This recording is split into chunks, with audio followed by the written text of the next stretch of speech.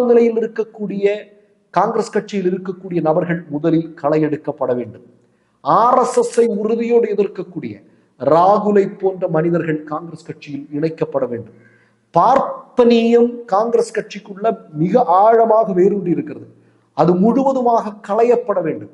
நீங்க ஊர்ல எல்லாம் பார்த்தா கம்யூனிஸ்ட் கட்சிகளுக்கு அடுத்ததாக நீங்க வட இந்தியாவில் பார்த்தீங்கன்னா ஏழை எளிய மக்களுடைய கட்சியாக காங்கிரஸ் தான் இன்னமும் இருக்கு.